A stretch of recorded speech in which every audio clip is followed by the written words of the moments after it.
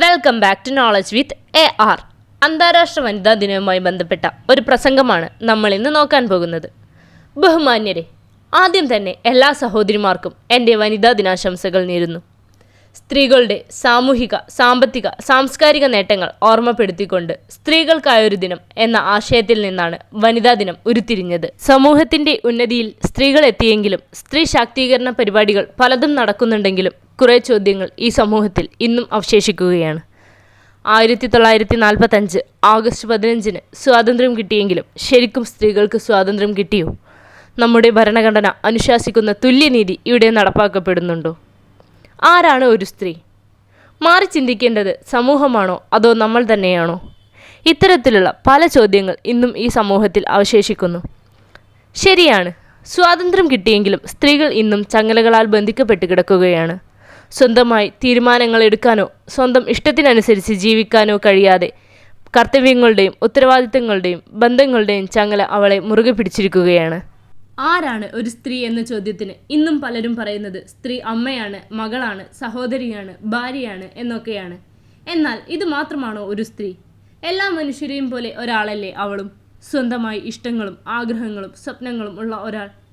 ബന്ധങ്ങളുടെ ചങ്ങലകളിൽ മുറുകുമ്പോൾ പലരുടെയും ഈ സ്വപ്നങ്ങളും ആഗ്രഹങ്ങളും ചിറകൊടിയുന്നു. ഒരു നാണയത്തിൻ്റെ ഇരുവശങ്ങളാണ് സ്ത്രീയും പുരുഷനും. പിന്നെങ്ങനെയാണ് അവൾക്ക് മാത്രം പലതും നിഷേധിക്കപ്പെടുന്നത്? ചെറിയ കുട്ടികൾ ആകുമ്പോൾ തന്നെ നമ്മുടെ സമൂഹം ഒരു ചട്ടക്കൂടിലേക്ക് ഇവരെ നയിക്കുന്നു. പെൺകുട്ടികൾ വീട്ടിലെ ജോലികളും മറ്റും ചെയ്ത് വീട്ടുജോലിക്കാരിയായും ആൺകുട്ടികൾ പഠിച്ചു ജോലി ചെയ്ത് കുടുംബം നോക്കുന്നവരായും. രണ്ടുപേരും ജോലി ചെയ്യുന്നുണ്ട്, പക്ഷേ രണ്ടും വ്യത്യസ്തമാണ്. ഒരാളെ മറ്റൊരാളുടെ അടിമയാക്കിക്കൊണ്ടാണ് ഈ ജോലി. ഈ ഒരു ചട്ടക്കൂട് പൊളിച്ചു മാറ്റേണ്ട സമയം അതിക്രമിച്ചിരിക്കുന്നു. പുരുഷൻ എന്ന ബോണം സ്ത്രീകൾക്കും വിദ്യാഭ്യാസപരമായും സാമ്പത്തികപരമായും സാമൂഹികപരമായും സാംസ്കാരികപരമായും ജീവിതം മുന്നോട്ട് നയിക്കുവാനുള്ള അവകാശമുണ്ട്. മകളെ സ്ത്രീധനം കൊടുത്ത് വിവാഹം കഴിപ്പിക്കുക എന്നതിനേക്കാൾ തൻ്റെ മകൾക്ക് വേണ്ട വിദ്യാഭ്യാസം നൽകി അവൾക്ക് നല്ലൊരു ജോലിയും സാമ്പത്തിക ഭദ്രതയും വരുത്തി മറ്റൊരാളെ ആശ്രയിക്കാതെ ജീവിക്കാനും ആർക്കും അടിമപ്പെട്ട് ജീവിക്കരുതെന്നും രക്ഷിതാക്കൾ എന്ന് മക്കളെ പഠിപ്പിക്കുന്നു. അതിലൂടെ തീരും ഈ വിവേചനം. പല കവികളും മറ്റും സ്ത്രീയെ കണ്ണീരിനോടാണ് ഉപമിക്കൽ. എന്നാൽ അവൾ കരഞ്ഞിരിക്കേണ്ടവളല്ല. സ്വന്തം ആഗ്രഹങ്ങളും സ്വപ്നങ്ങളും നേടിയെടുക്കാൻ ചിറകുകൾ നൽകുകയാണ് ചെയ്യേണ്ടത്. വിദ്യാഭ്യാസവും സാമ്പത്തിക ഭദ്രതയും അവളുടെ ജീവിതം സുരക്ഷിതമാക്കും. ഈ അവസരത്തിൽ നിങ്ങളോട് പറയുവാനുള്ളത് ഇത്രയേ ഉള്ളൂ. നിങ്ങളുടെ ഇഷ്ടം എന്താണോ അതനുസരിച്ച് ജീവിക്കുക. ജീവിതം നിങ്ങളുടേതാണ്. എങ്ങനെ ജീവിക്കണമെന്ന് തീരുമാനിക്കേണ്ടതും നിങ്ങളാണ്. മറ്റുള്ളവർ എന്തു പറയും എന്ന് വിചാരിച്ചിരുന്നാൽ നിങ്ങൾ അവരുടെ ഇഷ്ടാനുസരണം ജീവിക്കേണ്ടി വരും.